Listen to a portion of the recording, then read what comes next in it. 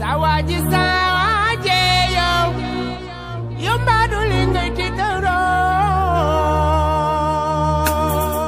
seen émission noo ko dundee ngeen ci ànd ak Mortala Gueye dimanche bu jot ci rajo Bawol Média FM 97.1 di ci ànd ak Mortala Gueye mu di leen présenté lu doy waar. ñuy waxtaanee tolof-tolof ak métital yi jirim yi jànkonteel gannaaw bu seeni way jur génnee àdduna bàyyi leen fi jirim bi ak baayo bi lu tax seeni dundin mënta yem ci kër gi jirim bi ñu dëkkee fitnaal di ko métital ci biiri kër yi bokkam jirim bi ci kër nijaayam jirim bi ci kër bàjjanam jirim bi ci kër tantam jirim bi ak baayu jiit leen ana lan moo xew ci yile doomu aadama seen mbokk yi leen waroon ragal seeni der ñoo mujj di ko xajamal ba mujj jaratuñu dara. vérité ana lan moo tax jirim bi way juróom faatu bàyyi fi alal du ci jot alal jooju mujje nax saay ba tey ñu dëkkee tumurankee ka tol tolaan lu tax jirim bi du yam ak mukk seeni doom lu tax jirim bi ñu dëkkee di ko fitnaal lu tax jirim bi lu réer rek ñu giiñ ko lu tax jirim bi dëkkee di ñee ka fande lu tax jirim bi du masa am dëgg mukk ci seeni doom. La ilaha illallah man sonana ya fine.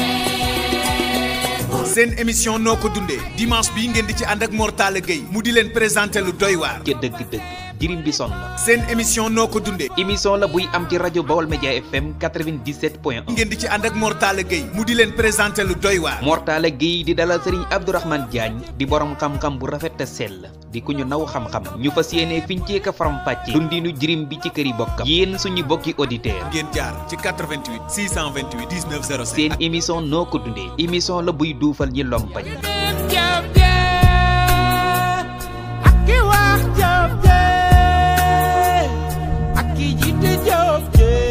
xam nañ ni